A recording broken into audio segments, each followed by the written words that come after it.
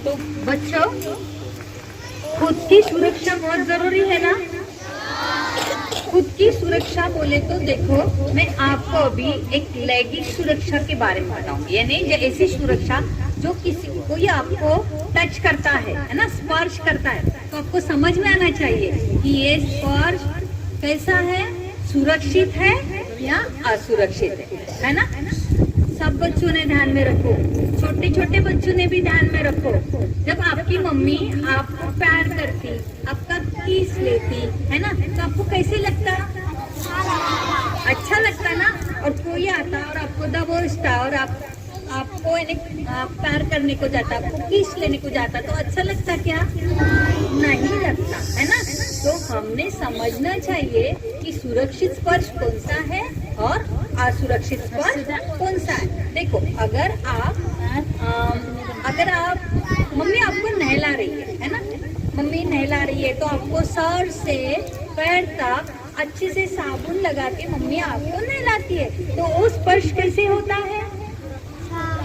सुरक्षित स्पर्श होता है, क्योंकि मम्मी का नहलाना आपकी स्वच्छता के लिए है ना। आपको स्वच्छ रखना है, सुदृढ़ रखना है, अच्छा रखना है, इसलिए जो मम्मी स्पर्श कर रही है वो आपका सुरक्षित स्पर्श है ना।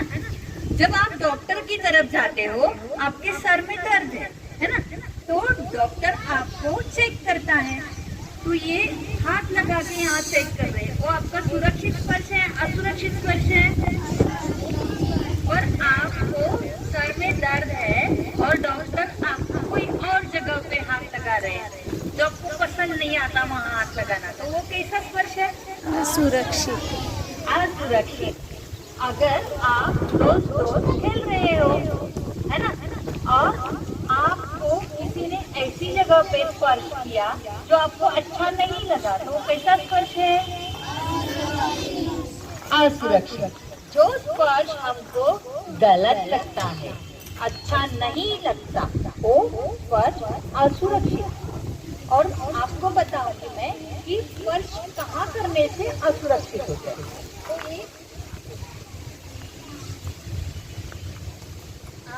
आपके प्राइवेट पार्ट्स होते हैं, मालूम है ना। लड़कियों के प्राइवेट पार्ट्स होते हैं, लड़कों के भी प्राइवेट पार्ट्स होते हैं।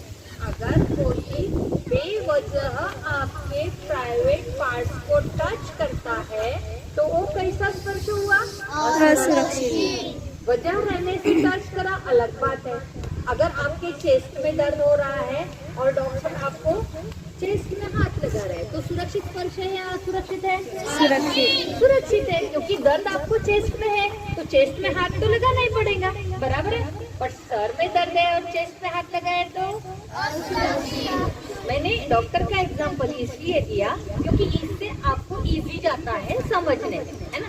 वैसे ही हर कोई आपको बेवजह आपके प्राइवेट पार्ट को टच करता है, तो उसे हम समझेंगे असुरक्षित स्पर्श। कौन सा स्पर्श? देखो, लड़कियों के प्राइवेट पार्ट्स कौन से होते हैं?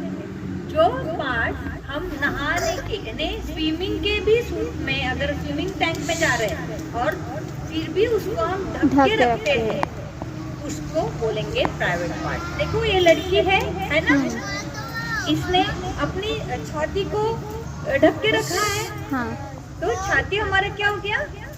प्राइवेट पार्ट हो गया। यहाँ पे भी ढक के रखा है अंडरवियर से, बराबर है, तो वो भी हमारा कौन सा पार्ट हो गया? पीछे की भी साइड ढक के रखी है, तो हमारा कौन सा पार्ट हो गया? वैसे ही लड़कों के भी, है ना। लड़के भी अगर स्विमिंग करने को जाते हैं तो स्विमिंग पैंट पहनते हैं और स्विमिंग पैंट से ये अपने प्राइवेट पार्ट्स को ढक के रखते हैं, है ना। समझ में? देखो, यहाँ पे लड़के के प्राइवेट पार्ट्स दिखाए, ढक के रखे हैं, हाँ, है ना। तो शर्माना नहीं बेटा, ध्यान में रखो, अगर इस जगह पे कोई भी स्पर्श करता है तो वो कैसा स्पर्श है? कौन सा स्पर्श है? तो देखो कैसे होता है।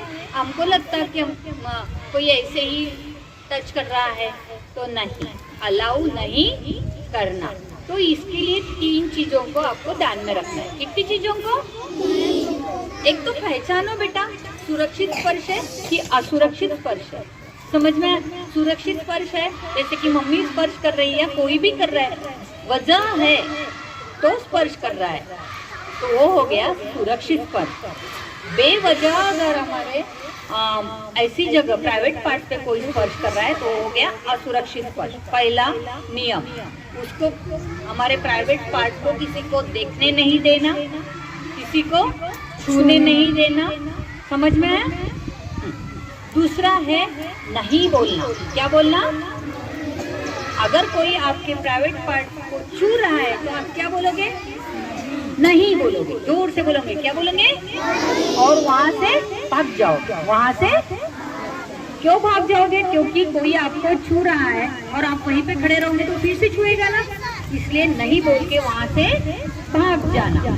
और तीसरा नियम क्या है कि हमारे मम्मी पापा या प्रौढ़ जो भी है जिनके ऊपर हमारा विश्वास है उनको जाके बताना कि ये हमारे साथ ऐसा ऐसा करता है ना, इसने हमारे ऐसे प्राइवेट पार्ट को छुआ है। ऐसे जाके हमारे मम्मी पापा या जो जिनके ऊपर हमें विश्वास है उनको बताना। 3 चीजें ध्यान में रखोगे। समझ में आया? अब देखो मैं आपको छोटी सी कहानी सुनाती। एक अमित नाम का लड़का था, है ना, छोटा सा था बेचारा। तो वो दूसरी कक्षा में पढ़ता था और कुछ बच्चे थे जो 5वीं 6वीं कक्षा में पढ़ते थे। वो क्या करते थे, अमित को बोलते थे, अमित हम एक गेम खेलेंगे। तो बोले कि कौन सा? तो बोले एटीएम गेम। अमित को लगा हाँ भाई किसी को खेलना पसंद नहीं है, सबको खेलना पसंद है ना। अमित को भी खेलना पसंद था तो अमित ने बोला हाँ हम खेलेंगे। फिर उन्होंने क्या करा, वो एक जैसे एटीएम जैसे कार्ड होता है ना, अमित को बोले झुको। अमित झुक गया और उन्होंने वो एक कार्ड, एटीएम जैसा कार्ड अमित के प्राइवेट पार्ट को स्वाइप किया। तो ये सुरक्षित स्पर्श है, असुरक्षित स्पर्श है? असुरक्षित। अमित को गंदा लगा। अमित ने जाके उनको पहले तो क्या बोला अमित ने, नहीं मेरे आप मुझे ऐसा स्पर्श नहीं कर सकते, मैं ये गेम नहीं खेलूंगा। अमित ने उनसे बोला और अमित वहां से भाग गया।